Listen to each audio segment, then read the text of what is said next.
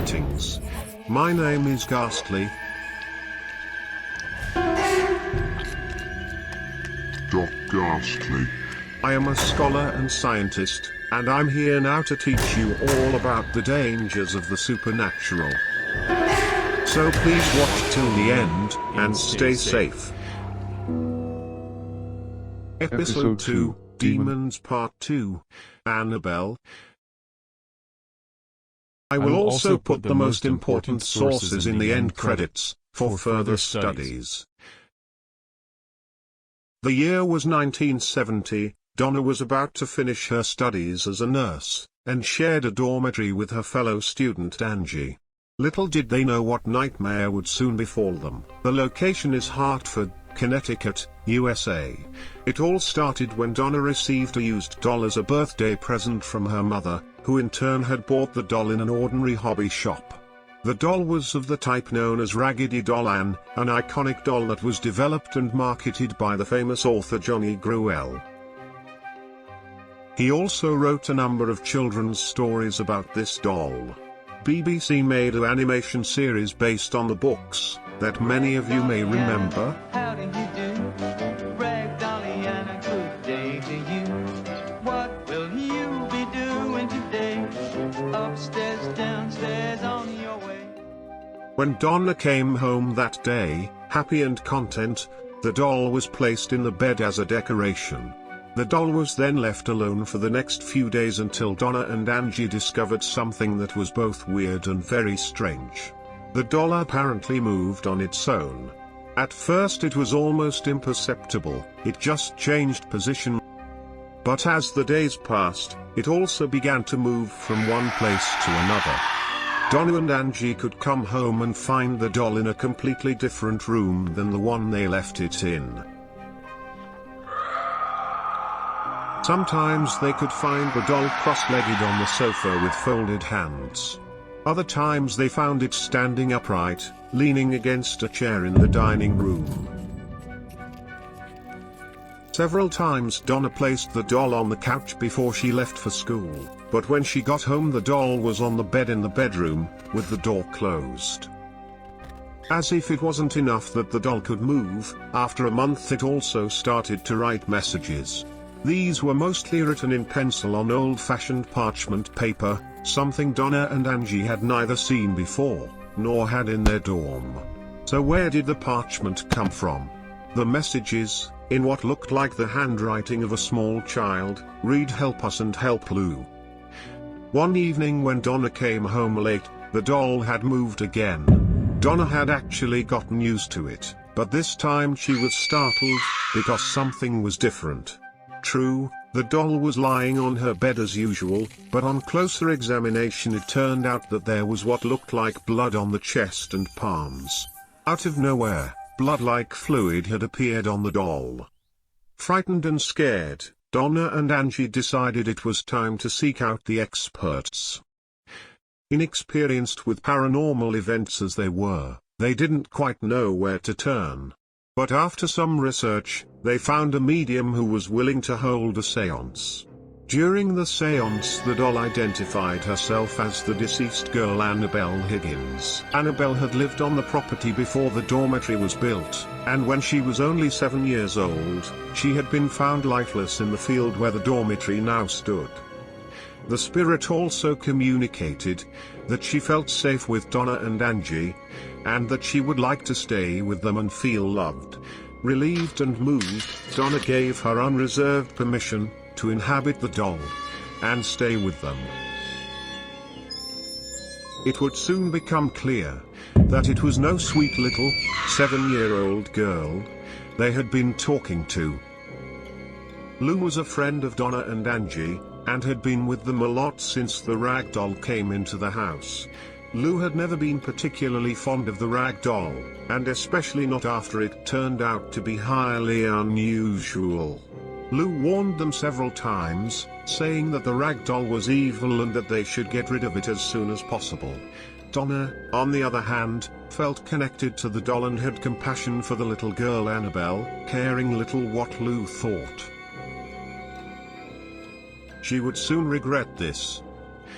One night, at his own home, Lou woke up from a deep sleep in full panic. He'd had nightmares again. But this time the nightmare was different. He was wide awake but paralyzed. He could not move, except for his eyes. He glanced around the room to see if there was anything unusual, but everything was as it should be. That's when it happened. At his feet lay the rag doll. Amazingly, it had moved from Donna and Angie Storman all the way to his house. Lou tells his story. Quote, "While I was lying there, I saw myself wake up. Something seemed wrong to me. I looked around the room, but nothing was out of place. But then when I looked down toward my feet, I saw the rag doll. Annabelle. It was slowly gliding up my body. It moved over my chest and stopped. Then it put its arms out. One arm touched one side of my neck, the other touched the other side like it was making an electrical connection. Then I saw myself being strangled. I might as well have been pushing on a wall, because it wouldn't move. It was literally strangling me to death. I couldn't help myself, no matter how hard I tried." End quote.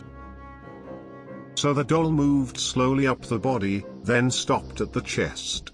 Seconds later Lou felt himself suffocating. Paralyzed and panicked, gasping for air, Lou blacked out. When he woke up the next morning, he was sure that it was no dream. He therefore became even more determined that the doll and the spirit had to go.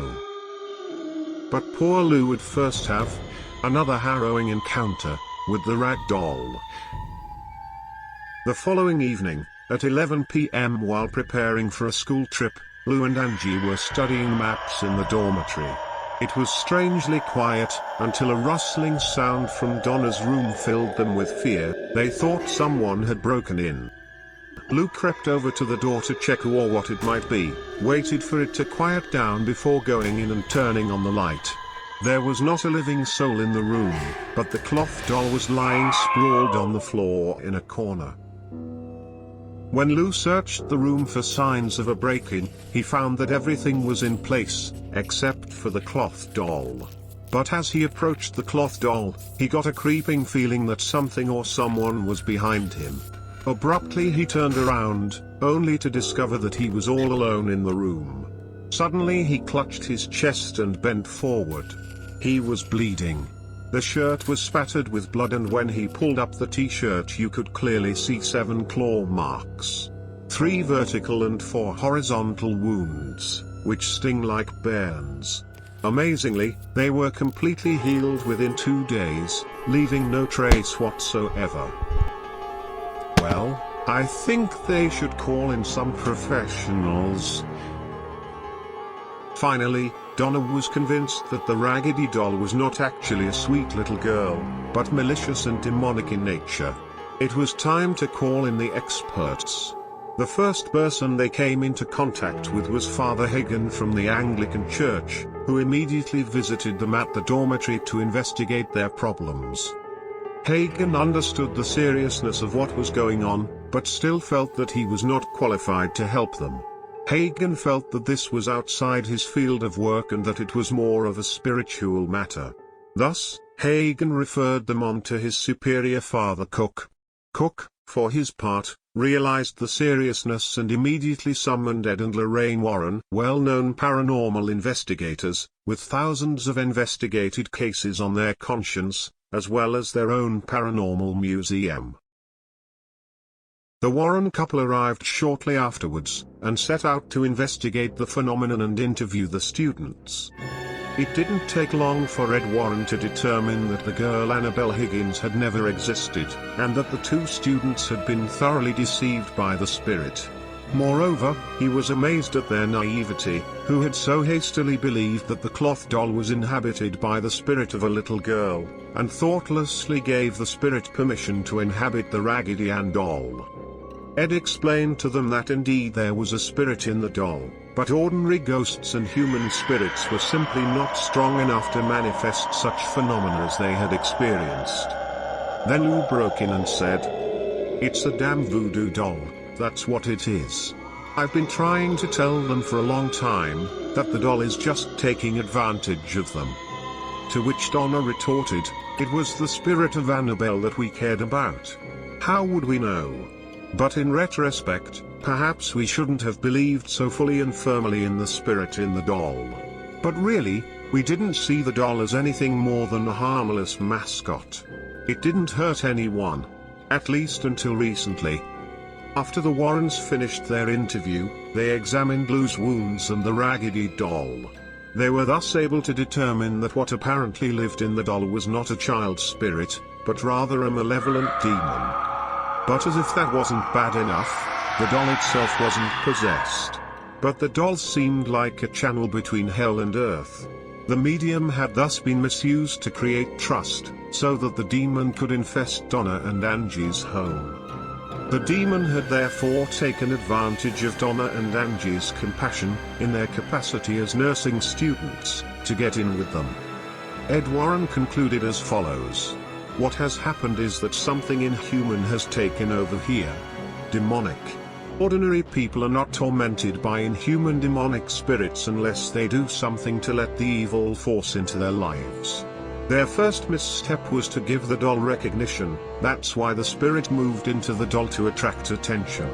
As soon as you gave it attention, it took advantage of you, it brought you fear and even harm. Inhuman spirits like to inflict pain, they are negative. The next misstep was to summon a medium. Demons must somehow be given permission to intervene in their lives. Unfortunately, through your own free will, you gave the demon such permission. But Ed would give them another shock. After the attack on Lou, the demon's next move would be to leave the doll to completely possess one of the girls, then murder someone. But luckily it hadn't made it yet. Ed explained. Quote, "Spirits don't possess things, spirits possess people. Instead, the spirits simply moved the doll around and gave it the illusion of being alive." Now, what happened to Lou, earlier this week, was bound to occur sooner or later. In fact, you all were in jeopardy of coming under possession by this spirit. This is what the thing was really after. But Lou didn't believe in the charade, so he was an ongoing threat to the entity. There was bound to be a showdown. Had the spirit been given another week or two, you might have been killed. End quote. There was only one solution to the problem: exorcism. The Warren couple therefore thought it best to perform an exorcistic blessing to get rid of this malevolent spirit.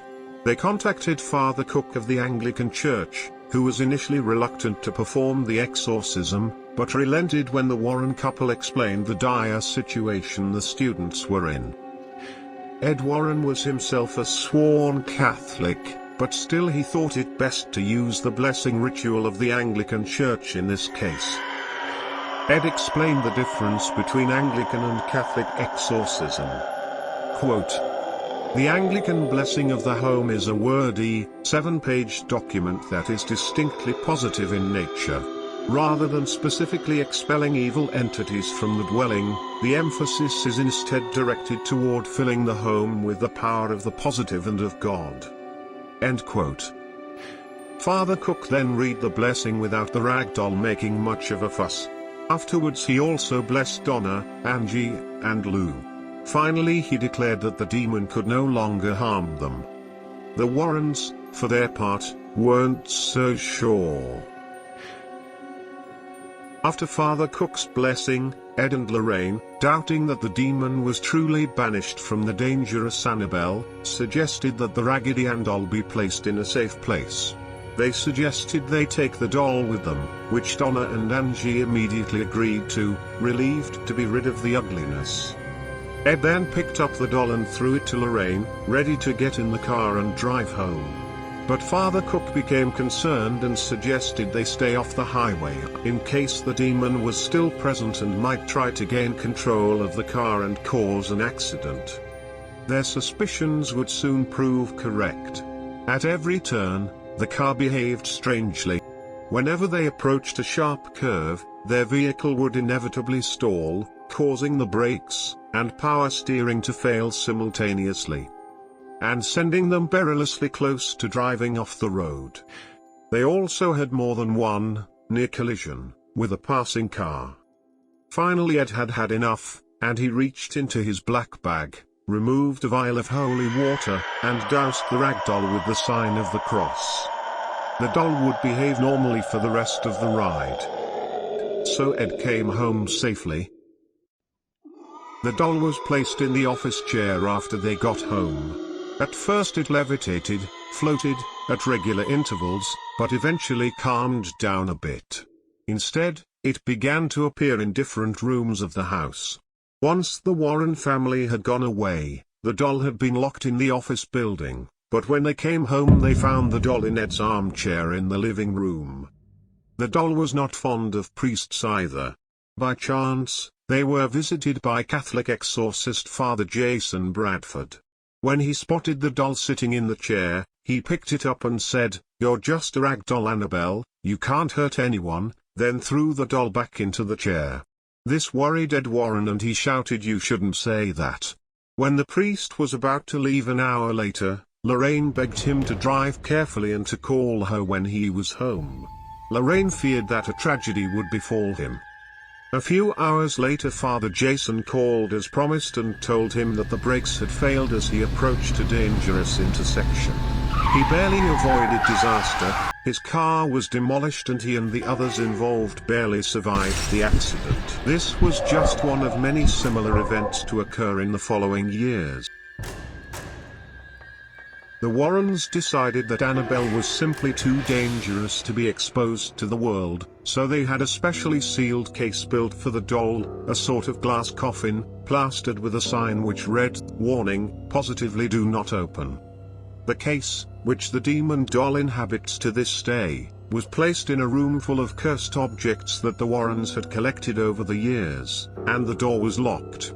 This collection later became an occult museum, which is open to the public. The doll no longer moves around the house, but it has changed position several times inside the box itself. But even if the doll is confined, it is still dangerous. A young man and his girlfriend noticed this one day, when they were touring the museum with Ed as a guide. After hearing the story of Annabelle, the raggedy doll, the young man, full of the hubris of youth, and no doubt trying to impress his girlfriend, pounded on the glass case and challenged the doll to rise up and scratch him. Ed Warren then intervened and escorted him out of the building, saying, quote, "Son, you need to leave." End quote. On the way home, the young man and his girlfriend were making fun of the doll, when he suddenly lost control of his motorcycle, and crashed into a tree. The young man was killed instantly. His girlfriend, on the other hand, survived, but was badly injured and had to spend the next year in hospital. Ed Warren asked her what happened, and she then told them that they had been making fun of the doll when they lost control of the motorcycle. The cursed artifacts in the occult museum are very dangerous, so please be aware, if you visit the museum one day. A Catholic priest comes in every 2 or 3 months, to bless the entire museum, and all of the objects. Lorraine Warren explains that, the prayers work to bind the evil, much like an electric fence for a dog. Before we leave the raggedy doll Annabelle, we will take with us some good advice from Ed Warren, quote, "Evil powers are not to be trifled with, you should not challenge them, for Satan is mightier than any man." End quote.